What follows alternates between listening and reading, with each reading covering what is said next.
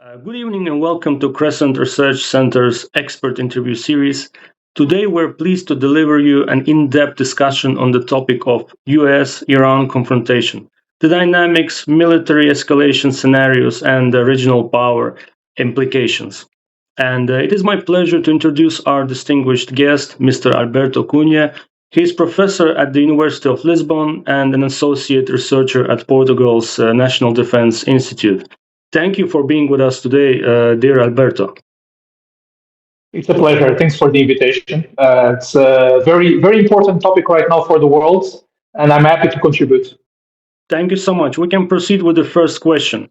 So, look, at the current stage of US Iran negotiations, what do you think are the principal expectations and the so called red lines of each side, and how do you assess the prospects for a meaningful compromise?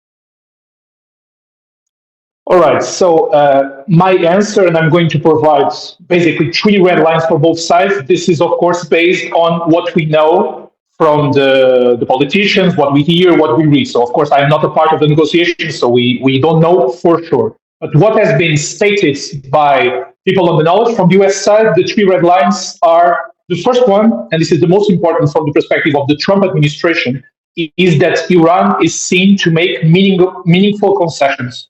So that Iran and this regime is seen to have conceded to the United States, so that the Trump administration can go to the American media and can go to Congress and say, look, previous administrations have tried to make Iran, submit to our demands. The regime, make concessions. That means that we now have some power and leverage over them, but we are the first ones to deliver. Second point, what are these concessions? These concessions is mostly concerning the nuclear program. And the second red line would be that from the US perspective, the only acceptable nuclear program is Pacific, but not just this. They have been clear that they want that the international monetization of this program is continued.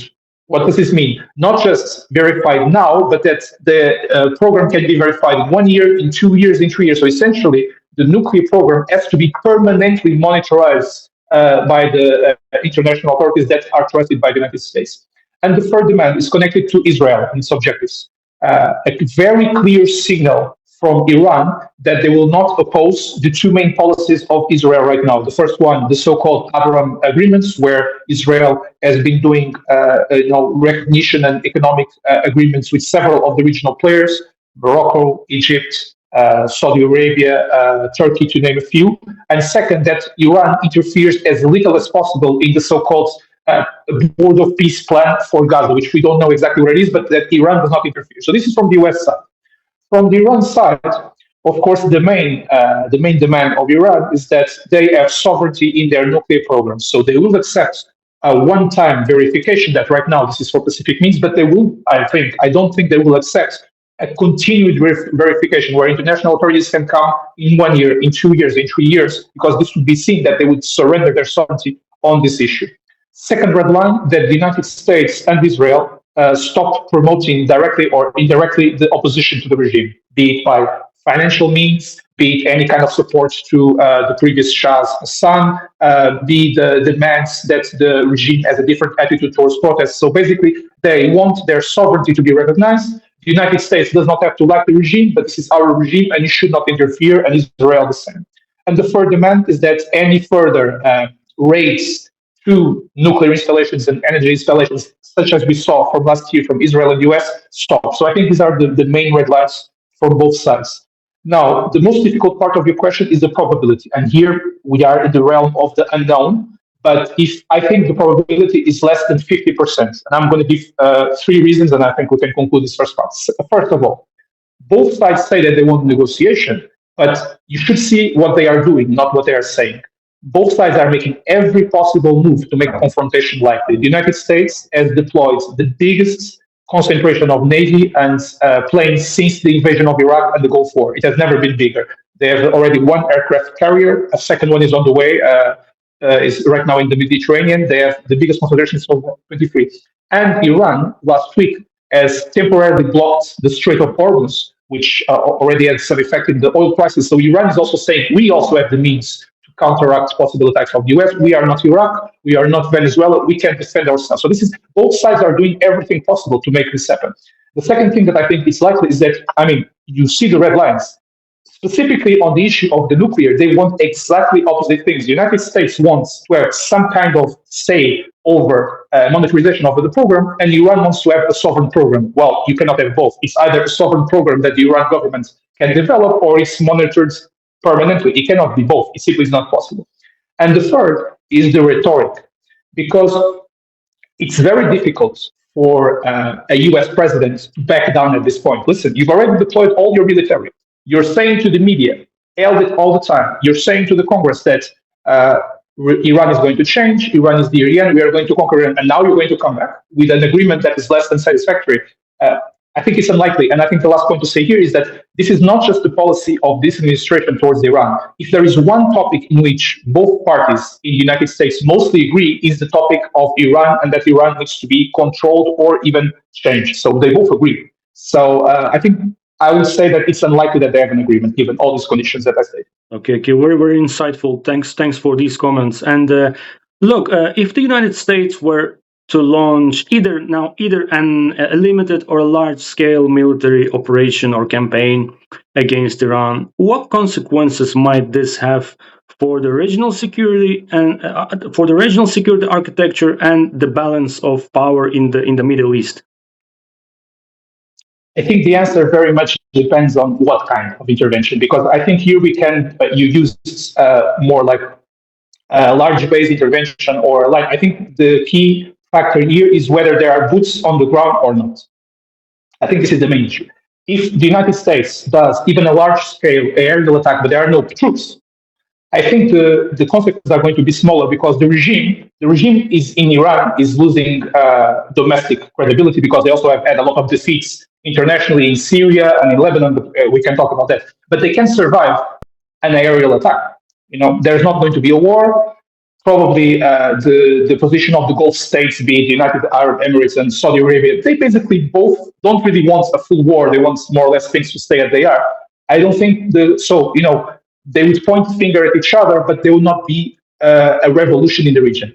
If the United States makes an invasion, any kind of earth deployment, it's hard to state how much consequences this can have, because nobody expected the Iraq war to change so radically the region. Most would say for the worst, and this war would be on another level, because Iran is a much more powerful country than Iraq. There's 92 million countries. It has a vast history as a great empire that has never really been colonized by anyone. So it's a completely different thing. And I think one consequence of a large scale, or two consequences that we can already draw from large scale invasions, that one, the regime is failing, but if the United States invade Iran, there's going to be what we call a rally around the flag effect. Even Iranians that are not happy with the regime, they are not happy certainly that the United States would be invading them. So they would maybe rally in favor of the regime.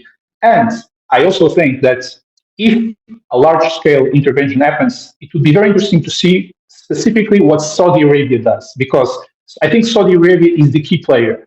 They want to control Iran because they have this rivalry between both, but they don't want to see Iran destroyed. They don't want to see a war in the region that would, cause major problems for the oil economy, would cause, as you say, a revolution in the structure of the region. They don't want to see this. They don't want to see the United States creating another war in the Middle East. So I think it depends. So to systematize my answer, if it's any kind of intervention that is not land-based, I think it mostly stays as they are, and then the regime would just suffer another credibility loss, and they would probably, this is what likely, they would attack with Hezbollah or with other means Israel in the near future, but the situation will remain.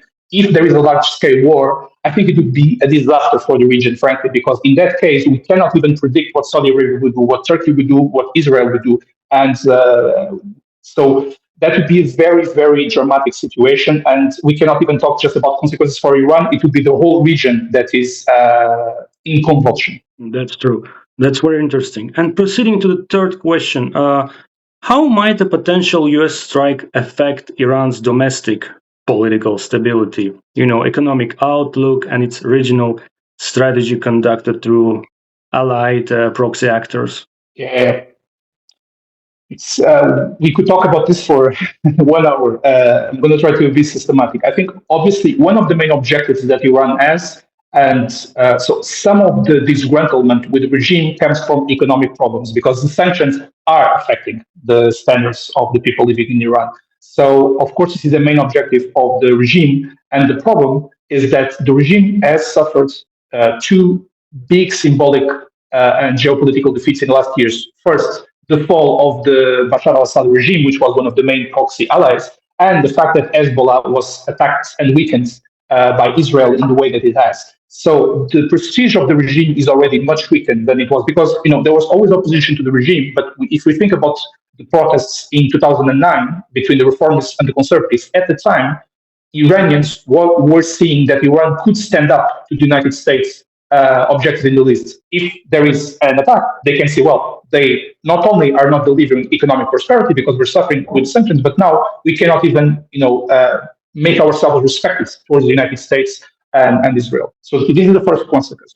The second consequence is that I think would be a test for the relationship that Iran probably deposits a lot of hope, which is the relationship with China and Russia. And my guess is that in Tehran, they understood a very important message when it came to the Venezuela attack. Venezuela is not Iran, but they understood one very important message, which is Russia and China, they can say that they support you, but if the United States comes, they will not help you. Russia and China, they said they sent money to Venezuela. They said that they would support them. What happened when they removed the president? Nothing. They did essentially nothing. And so if there is a strike and they're expecting that finally China and Russia, especially Russia that they have helped with military and controlling the sanctions, does something, but Russia cannot do anything because of the war in Ukraine. They don't have the means. And China either does not have the means or does not want to just risk this.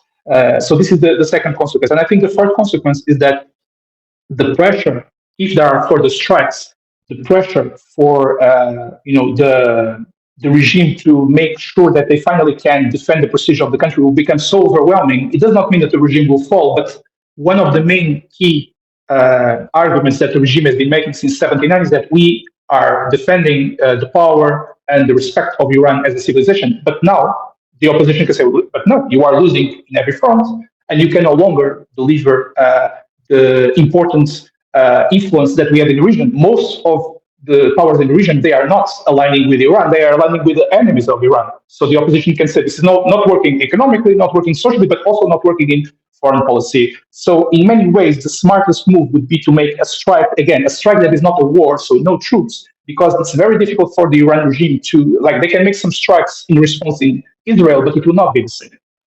It will not be the same as the United States can do. So I think probably the main consequence would be a further weakening of the legitimacy of the regime and a test to whether Russia or China will help them. And my guess, this is the guess, that they will not help them. Mr. Cunha, your points are very interesting and very strong also. And I would like to thank you for sharing your valuable insights and expertise with us today.